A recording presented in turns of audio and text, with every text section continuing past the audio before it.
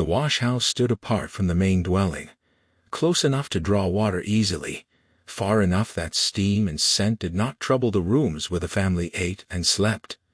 It was a low structure of brick and timber, its floor worn smooth by years of damp footsteps, its walls darkened where smoke and moisture had settled, and never fully lifted. On most mornings it was already warm before the sun reached its height. Fires were kindled early, kettles set, ash sifted and kept dry. The rhythm of the work established long before anyone with authority thought to notice it. Laundry on the estate was not considered a skilled trade, though it demanded judgment that few acknowledged. It was spoken of as women's work, repetitive and ordinary, governed by habit rather than instruction. Those who oversaw it cared only for the result: linen returned pale, shirts without scent, tablecloths folded cleanly and stacked. How this was achieved was left largely to those whose hands performed it. The washhouse was visited rarely by the master, and then only briefly, his attention drifting to the finished bundles rather than the tubs and kettles that produced them.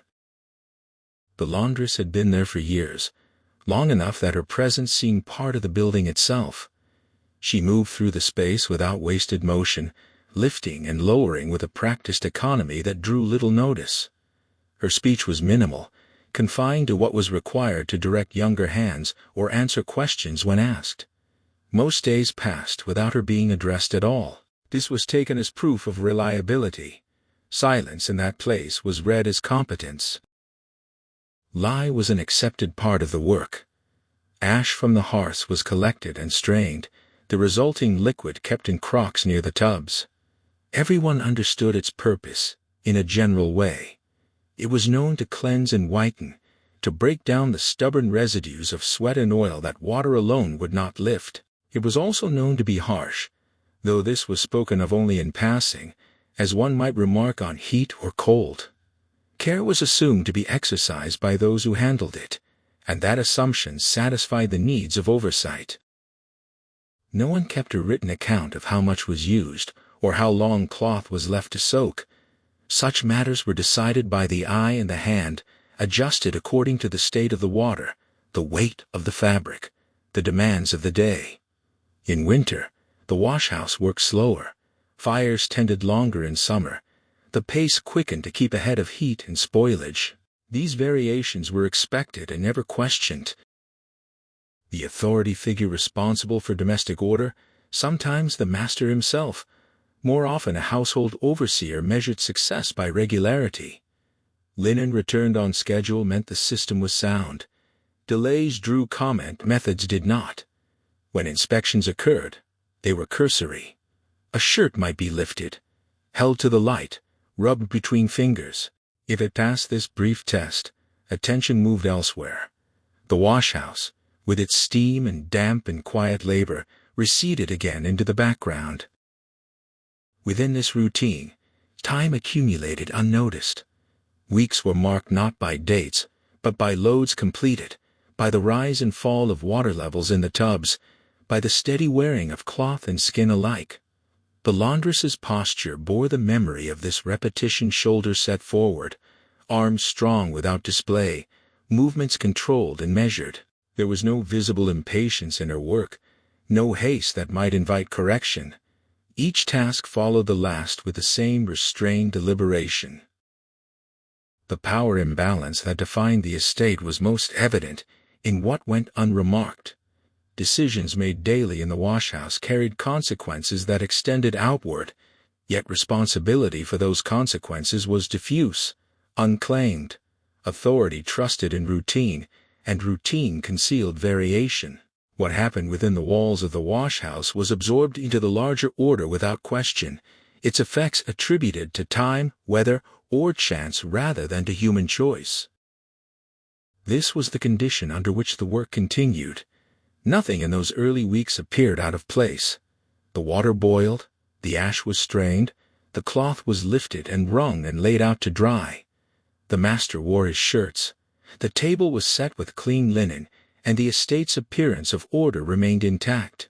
If there was any tension present, it lay not in action but in the quiet space where habit met neglect, where small judgments were made beyond the reach of notice, and where time, once set in motion, required no further instruction to proceed. Laundry did not stand alone within the household's labor. It occupied a lower rung in a hierarchy that valued visibility over necessity, tasks performed close to the master's eye over those completed out of sight. The washhouse existed at the margin of attention, governed less by rule than by expectation. So long as the household's linens appeared clean and intact, no further inquiry followed. This arrangement was not written or spoken, but it was understood by all who worked within it. Oversight, when it occurred, came indirectly. A household overseer might remark on the brightness of shirts returned from washing, or on the speed with which a particular load was completed. Such comments were framed as observations rather than instructions. The method by which the work was done remained unexamined. Authority assumed continuity. Yesterday's process would suffice for today, and today's would serve tomorrow. This assumption relieved those above of the burden of attention, while placing the full weight of judgment on those below. Within the washhouse, decisions were constant, though they were never named as such. Water levels were judged by eye, heat by the sound of boiling, strength by the smell rising from the tubs. Lye was poured, diluted, or set aside according to conditions that shifted from day to day. These choices were made in silence, guided by experience rather than instruction. No ledger recorded them. No one asked for justification. The laundress's position within this system was paradoxical. She was trusted precisely because she was not watched. Years of unremarked labor had established her as a fixed element, reliable and unchanging. Younger workers deferred to her without question, following her lead in timing and handling, learning through repetition rather than explanation. She did not correct them openly unless a mistake threatened delay. Most adjustments were demonstrated rather than spoken, absorbed through imitation. Authority figures rarely crossed the threshold of the washhouse. When they did, their visits were brief and uncomfortable, the heat and damp prompting them to retreat quickly. Their presence disrupted the rhythm of work, yet it also reinforced the boundary between appearance and process.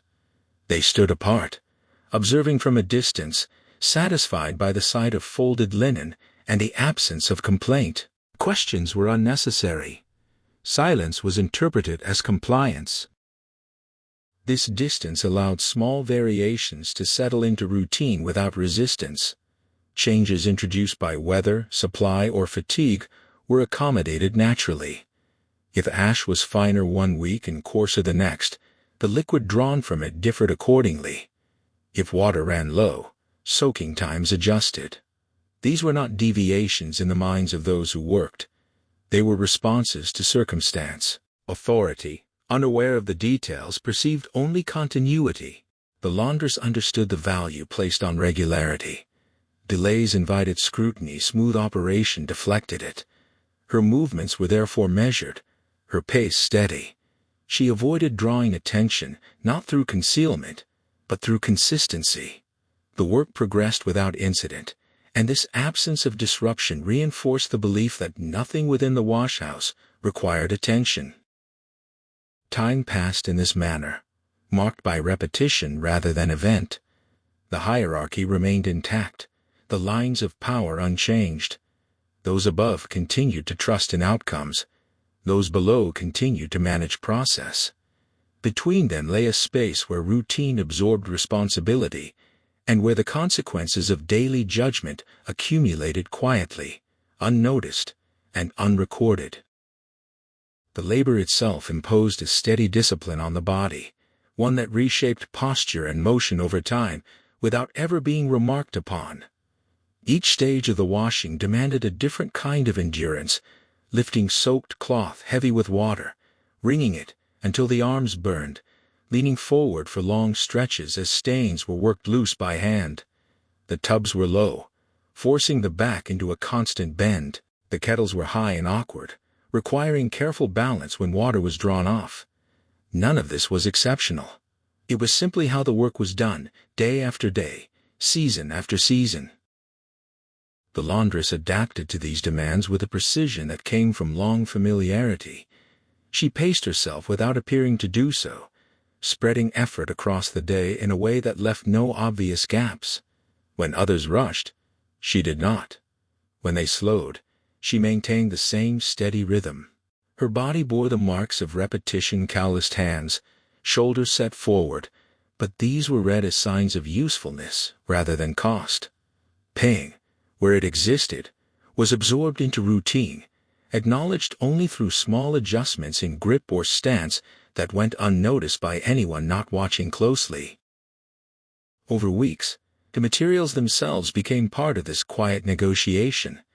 Linen varied in thickness and age. Some pieces softened with use, others grew stiff despite repeated washing. The water, drawn from the same source, changed with the seasons, sometimes clearer, sometimes carrying sediment that settled at the bottom of the tubs. Ash differed according to what had been burned in the hearths. These shifts were ordinary, expected, and accounted for instinctively. No two loads were exactly alike, and no rigid formula governed their treatment. Fatigue did not announce itself dramatically. It appeared instead as a subtle recalibration of effort. A pause before lifting, a moment longer spent testing the warmth of water, a slight change in how cloth was folded to reduce strain on the wrists.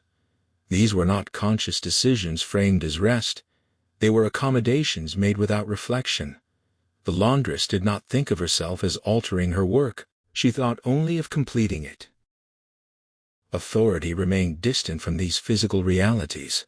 The demands placed upon the washhouse were constant, but the conditions under which they were met were invisible. Clean linen was expected regardless of weather, illness, or wear. When it appeared on time, its condition confirmed the belief that the system functioned as intended.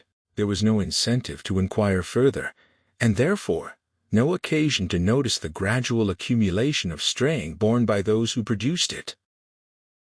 Within this closed circuit of labor and expectation, small changes began to settle into habit. What had once been an adjustment made for a particular day became, over time, a familiar approach. The difference was not marked or named. It did not feel like deviation, only efficiency shaped by experience. Younger hands learned these patterns without understanding their origin, copying what they saw rather than what might once have been done. The passage of time was measured less by calendar than by repetition. Each cycle of washing resembled the last closely enough that distinctions blurred. Yet within this sameness, the work was never static. Bodies aged, materials wore, conditions shifted. The laundress remained attentive to these movements, her awareness focused narrowly on the task before her. Beyond that boundary, she did not speculate. The larger structure of authority and neglect remained unchanged, and within it, the quiet accumulation of small, unremarked choices continued, carried forward by routine alone. By the fourth year, the work no longer presented itself as a sequence of tasks, but as a single continuous state. The distinction between beginning and ending blurred. Morning differed from evening only in the quality of light and the temperature of the water. The body moved into position without instruction, responding to the sight of the tubs and kettles as if to a familiar signal. Thought receded, where repetition took over. What remained was attentiveness stripped of reflection, a narrow focus that excluded everything not immediately necessary. This narrowing carried its own consequences. Sensation dulled unevenly. Certain pressures and strains faded into the background, while others sharpened. The weight of wet cloth became predictable, but the ache in the wrists arrived earlier each day. Heat from the kettles no longer startled, yet the chill of damp fabric against skin lingered longer than before. These changes were not measured or compared. There was no earlier version against which to judge the present. The body accepted its current limits as the only ones it had ever known. Observation from outside remained superficial. A figure bent over tubs, hands moving steadily, output consistent. From a distance, this appeared as stability. The absence of complaint was taken as proof of capacity.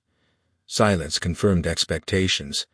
No record was kept of the gradual slowing at the end of the day, or the longer moments required to straighten the back before walking away from the washhouse. Such details were considered irrelevant to the final result. Within the space of the work, time was experienced as accumulation rather than progression. Each completed load added weight to the day rather than closing it. Fatigue did not reset overnight. It carried forward, layering itself thinly until it became indistinguishable from normal sensation. Rest, when it occurred, did not erase this accumulation. It merely paused it briefly, before the cycle resumed. The laundress learned to anticipate her own limitations without naming them. She arranged tasks in an order that minimized unnecessary strain, not as a strategy, but as habit. Heavy lifting was done earlier, when strength was less depleted. Fine work was reserved for later hours, when precision could be maintained even as endurance waned. These choices were practical, not reflective. They were responses shaped by necessity, refined through repetition. Nothing about this adaptation altered the demands placed upon her.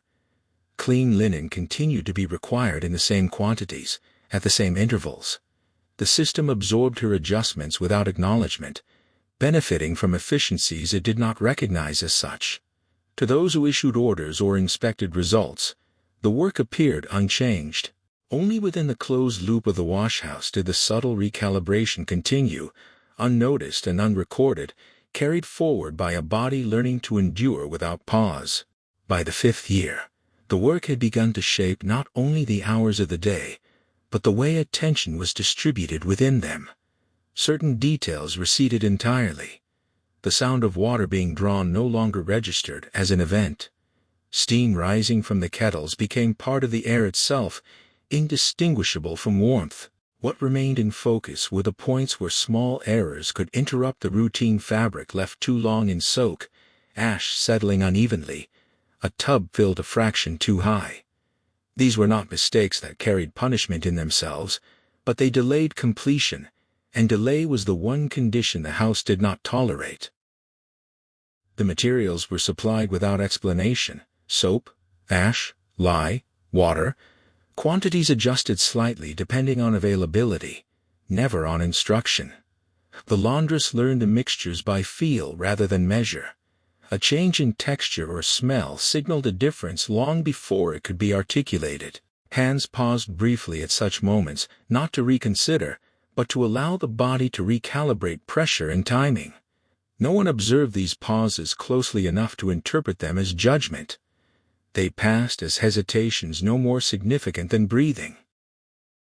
The authority overseeing the washhouse appeared intermittently, usually to note completion rather than process. Cleanliness was assessed visually, with an expectation formed long before inspection. If the linen met that expectation, nothing further was said. If it did not, responsibility was attributed to effort rather than circumstance. The substances used to achieve the result were not discussed. Their effects were assumed to be contained within the fabric, leaving no trace elsewhere. Over time, the laundress noticed subtle changes that did not immediately interfere with output. Skin at the hands remained rough even after rest.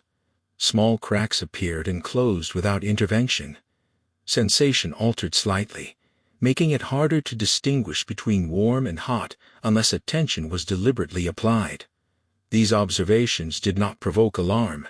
They were folded into the same category as fatigue or stiffness, conditions accepted as inherent to the work rather than consequences of specific materials. Adaptation continued quietly. Gloves were not provided, but cloth was wrapped more tightly around the wrists. Movements became economical to avoid unnecessary contact. Rinsing was prolonged not for the sake of the linen, which showed little difference, but because it eased the hands afterward.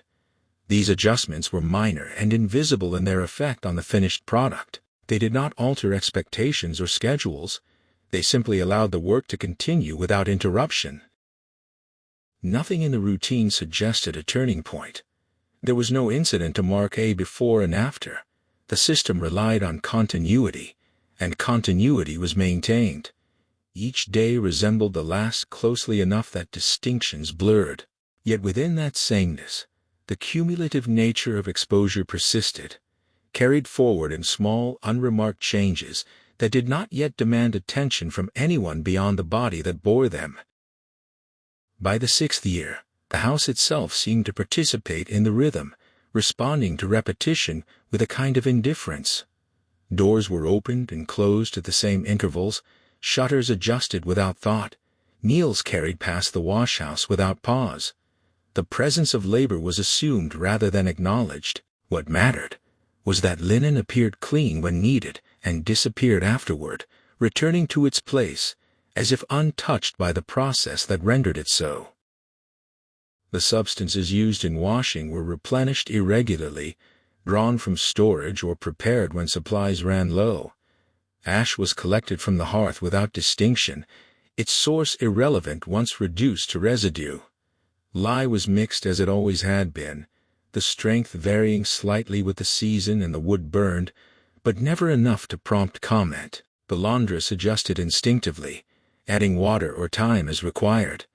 These adjustments were quiet and automatic, learned through repetition rather than instruction. Physical sensation continued to shift in ways that were difficult to articulate. Pain was not constant, but it appeared without warning and receded just as quickly. The skin of the hands no longer reacted uniformly. Some areas seemed dull, others overly sensitive. Small injuries went unnoticed until they interfered with grip or balance. When this happened, the response was practical rather than emotional, a change in posture, a redistribution of weight, a brief pause to regain control before resuming work. No record was kept of these changes. The ledger accounted only for quantities of linen and hours expended. The condition of the person performing the work remained outside its scope.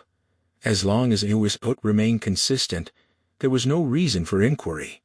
The authority figure responsible for oversight continued to pass through the space without lingering, offering neither instruction nor scrutiny. The washhouse was considered a solved problem, its operations stable and predictable. Occasionally, remarks were made about efficiency or cleanliness, delivered without malice, and quickly forgotten. Praise, when it appeared, was directed at the result rather than the process. The laundress received it without response, not because it was undeserved, but because it carried no practical consequence. The work would continue regardless of acknowledgement, shaped by necessity rather than approval. Adaptations became more subtle as time passed. Certain tasks were reordered to minimize strain. Soaking times were adjusted to allow brief intervals of rest, unnoticed because they did not alter completion. The hands learned to move with less force, relying on leverage and habit rather than strength. These changes were not conscious strategies, but outcomes of long exposure, the body responding to conditions imposed upon it. There was still no visible disruption to routine. Linen emerged clean. Schedules were met. The house functioned as it always had. Yet the accumulation of small, unremarked adjustments continued beneath the surface, altering capacity in ways that remained invisible to those who depended on the labor, but did not witness its cost. The passage of time was marked not by events, but by the quiet persistence of conditions that were assumed to be permanent. By the 7th year, the washhouse had become a place where time thinned out. Days were not counted individually, but absorbed into a continuous stretch of labor, interrupted only by sleep and the brief cessation of light. The tasks remained the same, yet the sense of beginning and ending had softened. Work started because it always did, and it stopped only when the conditions no longer allowed it to continue. The laundress moved through the space with practiced familiarity. Objects were reached for without looking. Distances were measured by habit rather than sight. The tubs, the table, the stove formed a fixed arrangement that required no reassessment. Even when something shifted, a bucket placed slightly out of position, a tool left where it did not belong, the body corrected for it automatically. These corrections were small, invisible, and never mentioned. The materials themselves continued to vary in ways that were subtle but persistent. Some batches of lye carried a sharper odor, others a dull heaviness that lingered in the air. The difference was registered only as a need to adjust handling, not as a cause for concern. The process absorbed variation without complaint, relying on the laundress to compensate. That compensation was expected though never stated aloud. The condition of the hands had changed enough that sensation was no longer a reliable guide. Heat was judged by sight rather than touch. Pressure was moderated by memory rather than feedback. This shift did not impede the work, but it altered the way attention was allocated. More effort was required to maintain precision, leaving less capacity for anything beyond the immediate task. Thought narrowed, not from confusion, but from necessity. The authority figure appeared less frequently now, content with the stability of the outcome. When present, he stood at a distance, observing only long enough to confirm that nothing was amiss. His posture suggested ownership rather than involvement. The work was not his concern as long as it remained invisible. The laundress was aware of his presence only as a constraint on movement, a reminder to maintain the expected pace and demeanor. No conversation accompanied these visits. Silence was preferred, interpreted as efficiency. Questions were unnecessary because the process was assumed to be understood. Any difficulty that arose was expected to be resolved without notice. The absence of complaint was taken as evidence that none existed. Small incidents occurred and passed without record. A momentary loss of grip, quickly corrected.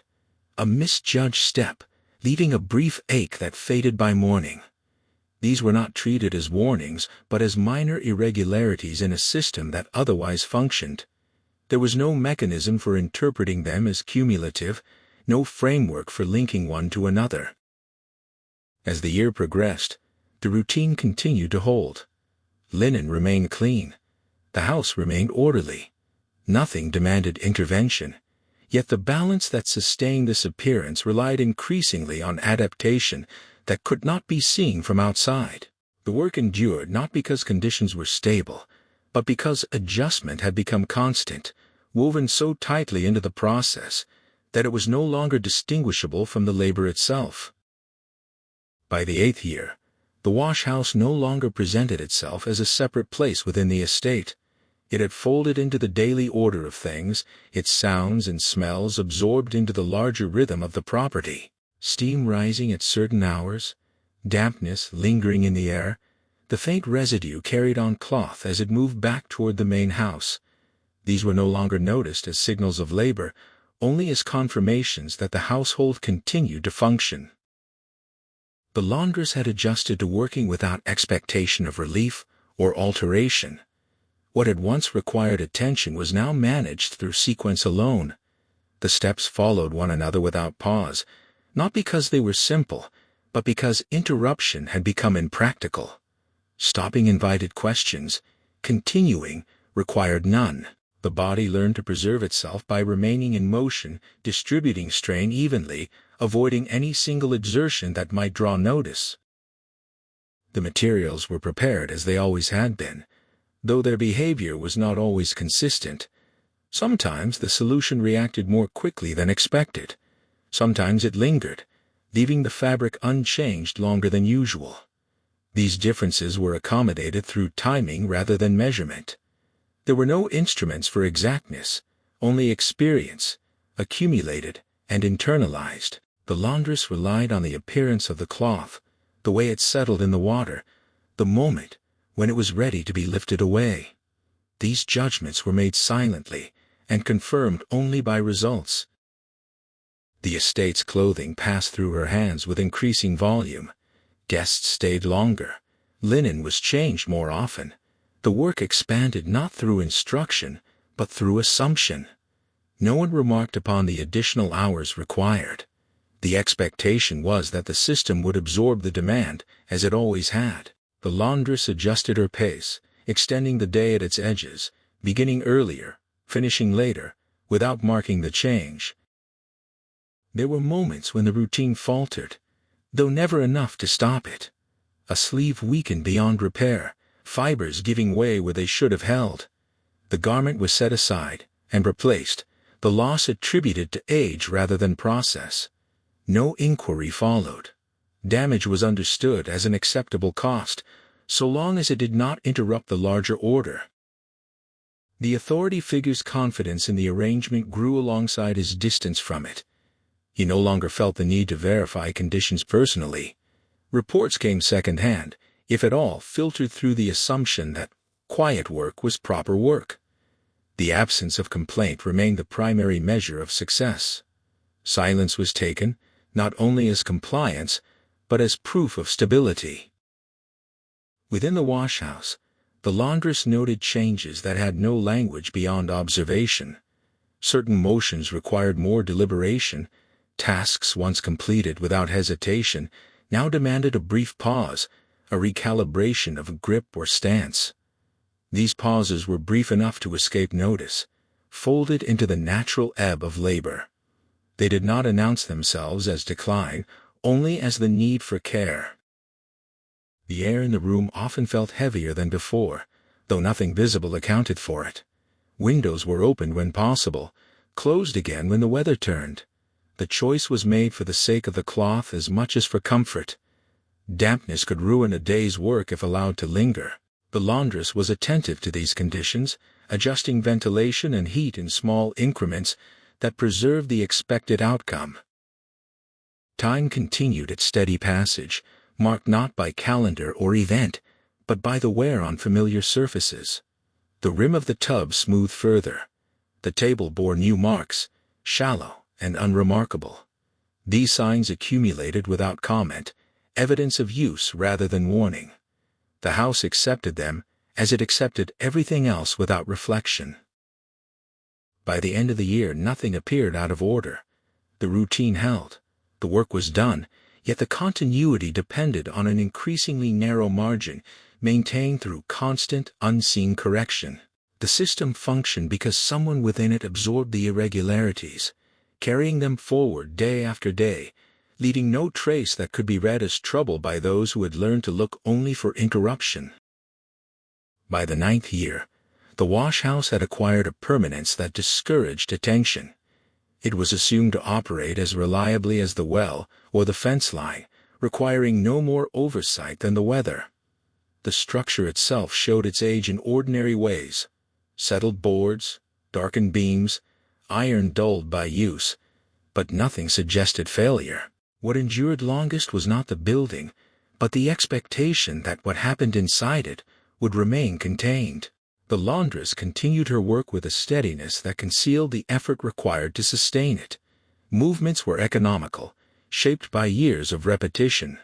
Nothing was wasted, least of all strength.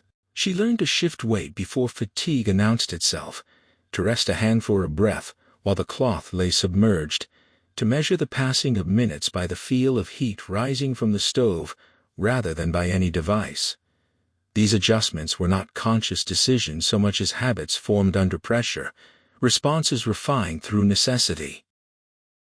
The preparation of the solution had become the most delicate portion of the routine, though it appeared unchanged to an outside observer.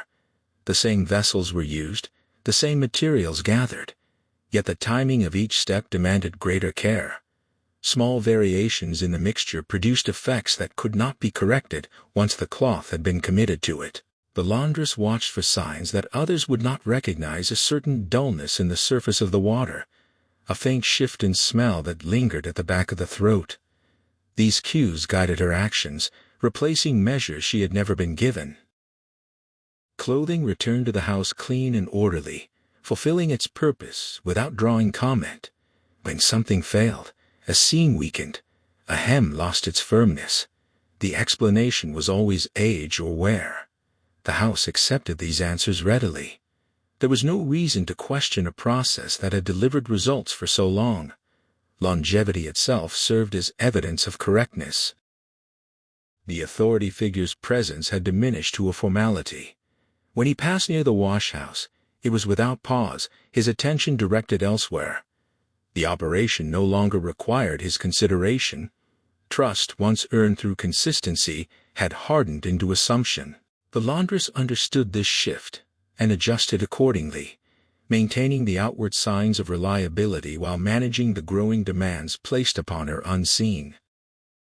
Within the space, the effects of prolonged exposure accumulated quietly. Sensation continued to recede in some places, while sharpening unexpectedly in others. Tasks were approached with a cautious precision that slowed the pace, though never enough to be remarked upon.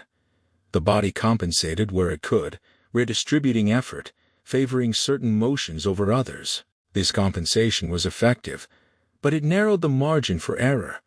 A lapse that once would have caused no consequence now required immediate correction. There were days when the rhythm faltered briefly, not in any way that could be named, but enough to be felt. The cloth resisted longer. The heat lingered after the stove was banked. These were not interruptions, merely delays that compressed the remaining hours.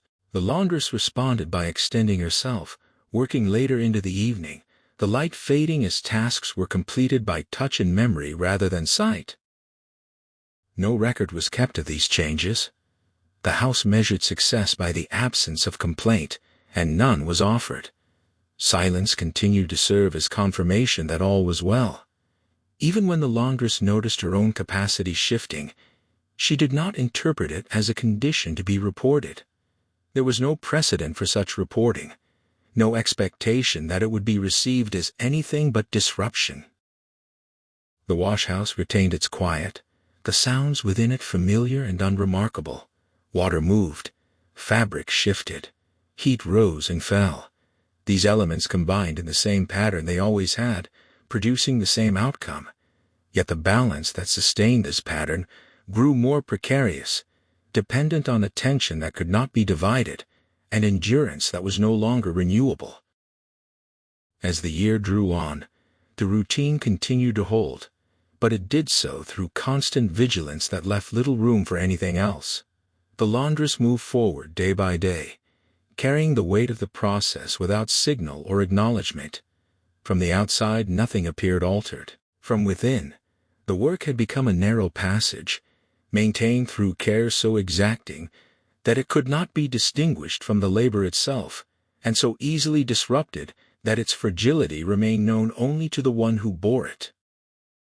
By the 10th year, the routine had become so absolute that the washhouse existed less as a place than as a state of expectation. Its walls, darkened by years of steam and ash, seemed to breathe along with the labor within. The tubs, the tables, the kettles all carried the marks of repetition, worn smooth or darkened, as if they had absorbed some part of the laborers themselves. Nothing about their appearance suggested failure, yet the subtleties of their use told a different story, legible only to those who moved among them day after day. The laundress performed each motion with an economy honed to the smallest measure. Lifting, soaking, wringing, folding, each task was completed with minimal effort, but with constant awareness. Small deviations in texture, temperature, or timing were compensated for without pause or discussion. A cloth left too long in the solution would be shifted with slight alteration of the wrist. A tub filled slightly too high was balanced by subtle adjustment of stance. No observer, even one familiar with the work, would recognize these interventions as anything beyond ordinary diligence. The liquids themselves, ash, lye, water, continued to vary unpredictably, their characters shifting with weather, fuel, or source. To an outsider, they appeared uniform, reliable. To the laundress, they demanded attention at every step. The solution's strength could be judged only by subtle cues: a faint color in the water, a change in how the cloth settled, a difference in scent that lingered in the air. Misreading these signs could compromise the work, though the consequences would never be traced back to her. She alone bore the knowledge of what might go unnoticed by others. The garments themselves had become increasingly demanding. New linens were introduced, finer than those previously handled, requiring more care. Heavier fabrics returned after travel, stiffened by exposure and pressing. Each demanded slightly different handling, Yet authority remained uninterested in method, concerned only with appearance and timing. This indifference created a silent pressure, compelling precision while providing no guidance or relief. Within the walls of the washhouse, time moved in cycles of repetition. Days passed, marked not by events, but by the accumulation of small, unrecorded adjustments. A brief pause to test the water, a slight rotation of the cloth in the tub, the repositioning of a foot to ease straying. All were invisible, absorbed into the motion without comment. These micro-corrections sustained the routine, preserving the expectation of continuity while shifting responsibility entirely onto the laboring body. The authority figure's presence had grown almost ceremonial. When he passed the doorway, he glanced only briefly, satisfied by the sight of water moving and linen stacked. The laundress adjusted her posture in response, not out of fear, but to maintain the appearance of calm reliability and order. His gaze never penetrated the details of her work.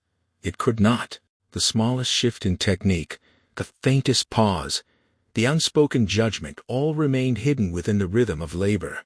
Consequences of long exposure to lye and the other substances persisted quietly. Hands had toughened, yet small cracks remained, invisible to the casual eye but evident to touch. Skin and nails bore the memory of years. Muscles had adapted to straying, yet subtle wear accumulated in joints and wrists, unremarked upon until a momentary stiffness slowed a familiar motion. These were not injuries in the eyes of authority. They were conditions of labor, expected, ordinary, absorbed without note. The work continued late into evenings when light fell low and shadows lengthened. The laundress relied increasingly on memory, on touch, on instinct.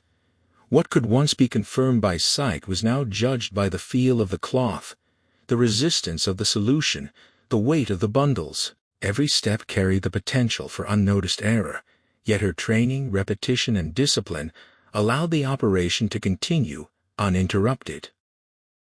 No one documented these changes. The ledger accounted only for quantity and timing, never method or condition. Silence continued to mark compliance, and compliance was taken as stability. From the outside, the system appeared flawless, maintained by a labor that was constant, patient, and entirely invisible. Yet beneath the surface, the process had become a delicate balance. Every day required vigilance, every gesture demanded care, and the margin for error narrowed without acknowledgement. Time pressed forward without incident, yet in its quiet persistence, the work itself had become a test of endurance that could never be recorded, only performed. By the 11th year, the wash-house had ceased to feel like a discrete space. It had become an extension of the body performing the work, and the body had become an extension of its routine. Every motion was predetermined by habit, yet constantly adapted to subtle shifts in the environment. The warmth of the morning sun through the small window, the depth of water in each tub, the slightly stronger or weaker lye solution. These variations were never remarked upon, yet each demanded attentiveness, a quiet calculation carried in muscle memory rather than thought. The laundress moved with a precision that appeared effortless. She lifted heavy bundles with measured rhythm, dipped cloth into the solution with minimal splash, wrung it with a steady twist of the wrists, then laid it aside to dry. There was a tension underlying these motions, so slight that no observer would detect it, yet sufficient to maintain control over unpredictable materials and fragile textiles. Every adjustment, however minor, preserved the expectation of consistency, preventing disruption from propagating beyond the wash-house walls. The materials themselves continued to resist uniformity. Lye varied according to the ashes burned, sometimes thinner, sometimes more concentrated. Water carried subtle differences in mineral content, depending on rainfall and river levels. The laundress observed these changes instinctively. A misjudgment could leave cloth unevenly treated or weakened, but no one above her would notice. The results were always interpreted as acceptable, because the authority measured only appearance, never the process. Even as she adapted, the body bore the marks of years. Skin on the hands was thickened yet cracked, fingers calloused, nails uneven. Muscles and joints bore fatigue that was never acknowledged, and small aches came and went with no record. These were not injuries, but silent accumulations of time and exposure, persistent consequences that remained invisible outside the circle of work. The laundress attended to them unconsciously, adjusting her stance, redistributing weight, pausing her hands for the briefest moments, all without interrupting the outward flow of labor. The authority figure, whether the master passing through or a household overseer, remained unaware of these subtleties. When he entered the wash-house, he observed only the broad strokes, bundles stacked, water in tubs, smoke rising from the stove.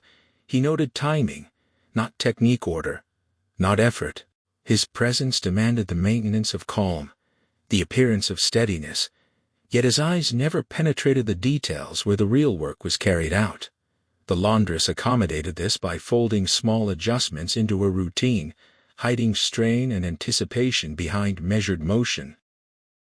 The garments themselves began to show evidence of the repeated handling, though subtly. Edges of fine linens thinned, cloth stiffened unevenly, seams wore in ways that were imperceptible unless examined closely. To those outside the wash-house, these signs were attributed to age, use, or washing itself, not to the unseen intricacies of care that allowed them to survive daily labor. Every day, the laundress managed these signs, extending time, modulating pressure, altering soaking patterns, ensuring the perception of perfection while the work itself became increasingly exacting. Evening approached with the same regularity it always had, yet the routine stretched into its shadows. Heat from the stove lingered, the air thickened with steam, the hands felt fatigue that could no longer be ignored. Still, each movement remained controlled, each bundle managed. Nothing failed, nothing appeared irregular. Yet within the quiet discipline of repetition, the narrow margin for error had become so slight that even a minor lapse might have consequences invisible to anyone but the one performing the work. The day ended as it always had, with linen folded and stacked, the wash-house quiet except for settling steam and the occasional drip of water.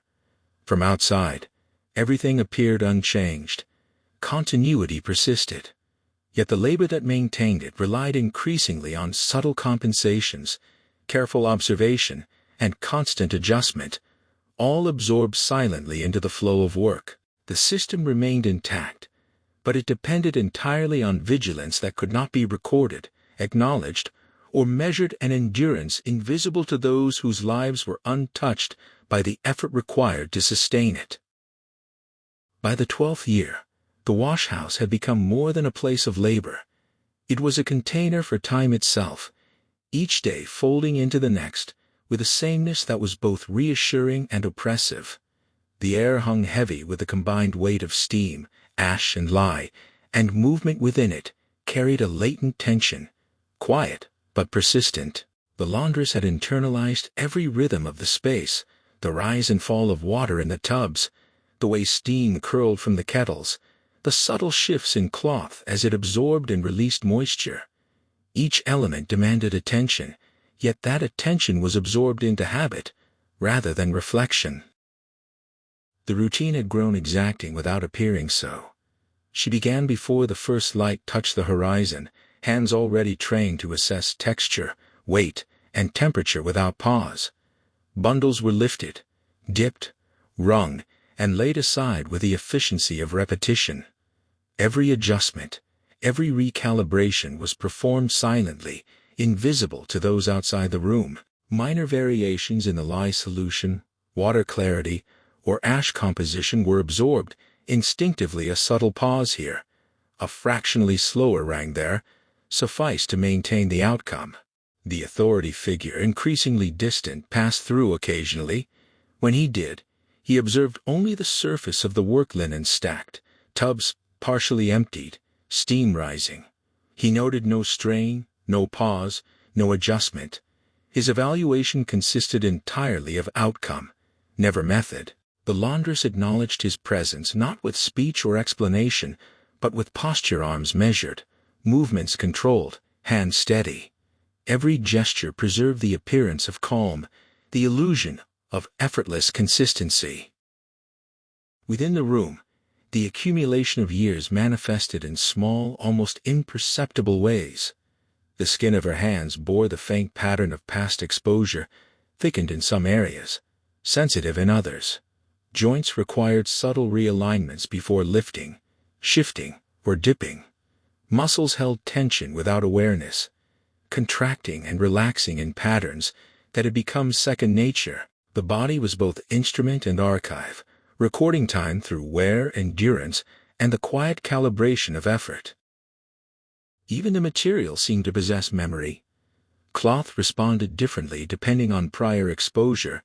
Ash carried residue that shifted subtly with season and use, and the lye solution could alter its effect in ways invisible until contact was made. The laundress read these signals instinctively, pausing or adjusting as necessary, her mind occupied with the present but also with a continuous unconscious assessment of what might go unnoticed by others. No documentation accounted for these subtleties. The household ledger captured quantity, date, and appearance, but not process or endurance. Silence remained. Both shield and measure the absence of complaint confirmed compliance, and the absence of recognition preserved the autonomy of subtle judgment. Every day relied upon this unspoken trust, though no one outside the room could perceive the labor required to maintain it. The garments themselves began to betray the passage of years more subtly. Edges thinned, threads slackened, fibers shifted in ways imperceptible without close inspection. To the household, these variations were minor and expected. To the laundress, they were the product of time and technique, evidence that demanded constant accommodation. Every load required vigilance, every soak and wrang calibrated with the knowledge that small deviations could compound if unchecked. The day closed as it always had, bundles arranged, tubs emptied, steam dissipated, hands cleaned. From outside, continuity prevailed. Within, however, the endurance required to preserve that continuity had grown heavier, requiring attention to minute, cumulative shifts that could never be recorded or communicated. The system remained unbroken, but only because the laboring body continued to adjust invisibly, carrying forward the weight of years in small, deliberate motions that no observer would ever note. By the 13th year, the wash house had begun to feel like its own rhythm, a pulse almost independent of the larger estate, yet inseparable from it. The walls, darkened further by years of steam, soot, and lye residue, seemed to absorb sound and light, giving weight to every motion. The tubs, tables, and kettles carried invisible markers of repeated use. Small nicks in wood, smoothed edges, faint stains long since dried. These marks were unnoticed by anyone who did not labor among them, but they guided every gesture, every adjustment, like a map only the laundress could read. The work itself had become a tight choreography, each movement precise and deliberate. She lifted, dipped, wrung, and folded without hesitation, yet every motion was informed by constant observation and subtle calculation. Variations in lye strength, ash texture, or water clarity demanded imperceptible adaptations. An extra second in immersion, a slight alteration in wrist angle, a careful redistribution of weight. These adjustments were invisible, yet they ensured that the cloth emerged uniform, preserving the illusion of effortless labor to any observer. The authority figure remained a distant presence. Occasionally he passed through, glancing briefly, noting only the volume of work completed and the apparent order of the space. His evaluation was measured entirely by appearance, not process. No questions were asked, no instructions were offered. The laundress adapted silently, altering her posture, her movements, and even the rhythm of her breath, so that no hint of strain or calculation betrayed the work required to maintain the expected result. Years of repetition had reshaped her body and perception alike. Hands bore the layered memory of contact with lye, ash, and water, some areas roughened and thick, others sensitive in ways long forgotten except in the faintest awareness. Muscles and joints held tension and subtle fatigue that no one noticed, but were intimately familiar to her. She learned to adjust for these changes without thought, leaning slightly, shifting weight, pausing mid-motion just long enough to preserve continuity. Every adaptation was internalized, absorbed into the routine itself. Even the cloth carried its own lessons. Repeated exposure to variable solutions left subtle signs: fibers softened unevenly, seams weakened, edges frayed. The laundress perceived these differences instinctively, modulating her handling to prevent further wear or distortion. These micro-adjustments were entirely silent, leaving no trace that could be read as intervention by anyone outside the work. Each load demanded this attention, and each day, the margin for unnoticed error became increasingly narrow. The washhouse, while enclosed and isolated, reflected the passage of years in a quiet, cumulative way. Dust settled differently in corners. The floorboards bore wear patterns invisible except to those who moved constantly across them, and the air seemed heavier, enriched by decades of labor. These changes were noted not through thought, but through instinct, guiding the laundress's movements and calibrations without conscious reflection. As the day drew on, tasks were performed with the same apparent ease as they had been for years. Linen emerged clean and orderly, tubs emptied, surfaces wiped. Yet beneath this outward appearance, every action relied on accumulated experience, constant vigilance, and subtle, imperceptible adjustments. Time had shifted from an abstract measure into a material force, embodied in the body and its interactions with objects, sustaining the illusion of normalcy while quietly altering capacity and endurance. By the end of the day, everything appeared unchanged. From the perspective of authority, the system remained intact. Inside, the laundress carried forward the accumulated weight of years. Every small decision, every subtle correction, a silent testament to the endurance required to preserve a routine that no one observed and no ledger recorded. The work continued as it always had, precise, controlled, and unremarked, leaving the consequences to unfold slowly, unnoticed in ways that history would not recount. By the 14th year, the washhouse had become almost inseparable from the laundress herself. Every surface, every tub, every kettle was mapped in her memory. The precise distance to step to avoid splashing, the angle at which to tilt a bucket to prevent overflow, the subtle rotation of cloth that preserved fibers while removing residue. These were movements performed without conscious thought, yet each carried the weight of accumulated experience. The body moved in anticipation of variations in water, ash, or lye that could not be measured, but were felt in texture, temperature, and resistance. The work demanded constant negotiation with materials that had their own, subtle volition. The lye, drawn from ashes that differed with each fire, shifted in strength unpredictably. Water absorbed minerals and debris that changed with season and rainfall. The cloth, once new, had begun to show the effects of repeated handling: edges softened unevenly, seams loosened, fibers subtly weakened. Each interaction required small adjustments: a pause slightly longer than usual, a wrist turned just so, pressure applied with careful moderation. These micro-decisions were entirely invisible to anyone observing, yet without them the routine could falter. The authority figure remained largely absent. When he appeared, his presence was a cursory check, a glance, a nod, an acknowledgement of order rather than labor. He measured only what could be immediately seen: linen stacked, tubs partially emptied, steam rising. He remained unaware of the effort, calculation, and subtle control embedded in each gesture.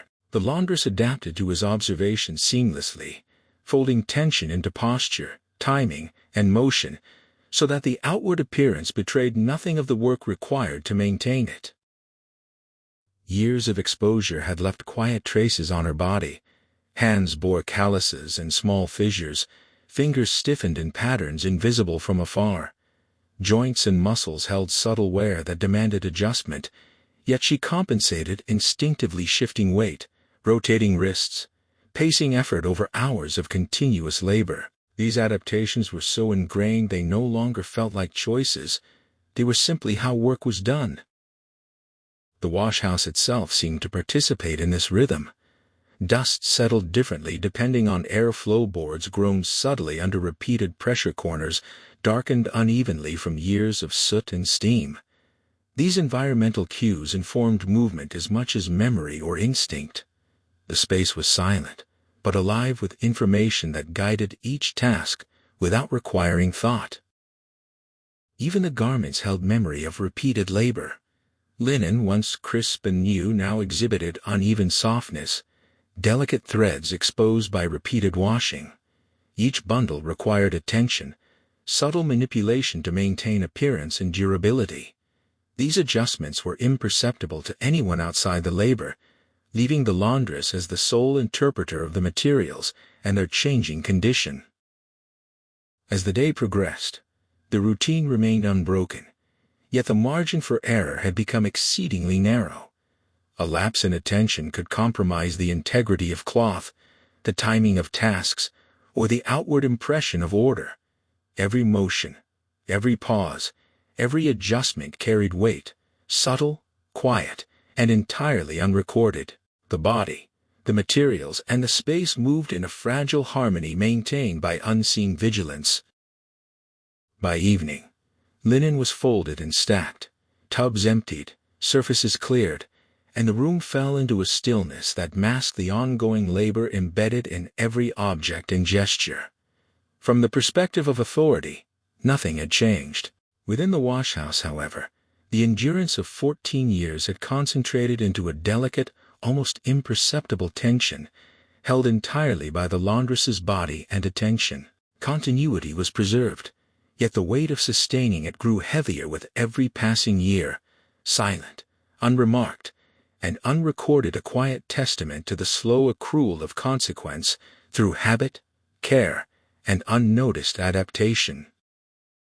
By the 15th year, the washhouse had become an extension of the laundress's very being, a space in which time, labor, and observation had merged into a single continuum. The walls, darkened by decades of steam, ash, and lye, seemed to hold memory in the cracks of the plaster, the grain of the boards, the worn surfaces of tables and tubs. Every corner, every edge, every kettle was familiar not by sight alone, but by the knowledge embedded in movement, weight, and touch. To leave the space was to leave a rhythm that had become inseparable from herself. She moved through the routine with a precision born of countless repetitions, each motion calibrated by accumulated experience. Cloth was lifted, submerged, wrung, and laid aside in a choreography of quiet vigilance.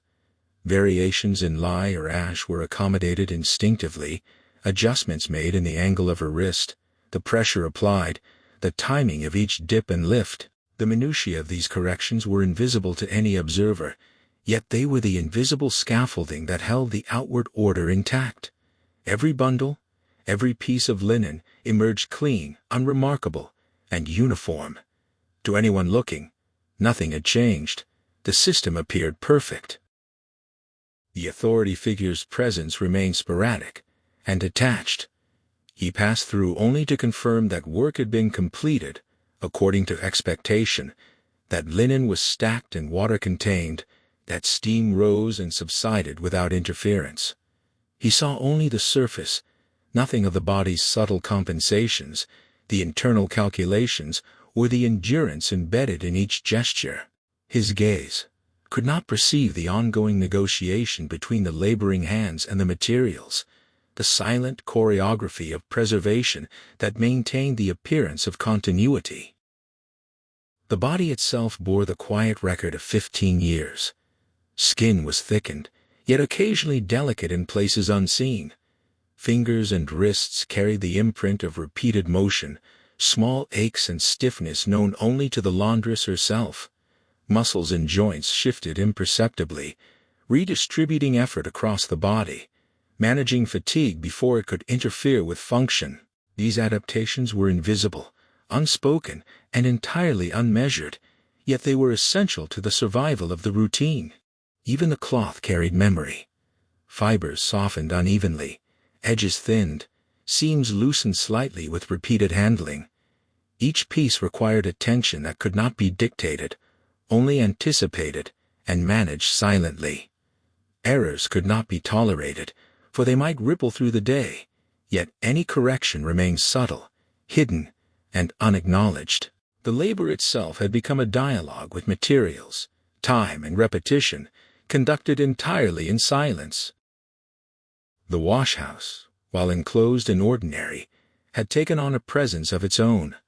Dust, soot, and steam shifted according to long-established patterns, informing movement and pace. Boards groaned in familiar places.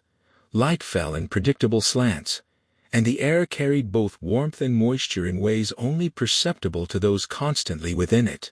The environment shaped work as much as the laundress shaped it, a continuous feedback loop of attention, adjustment, and endurance.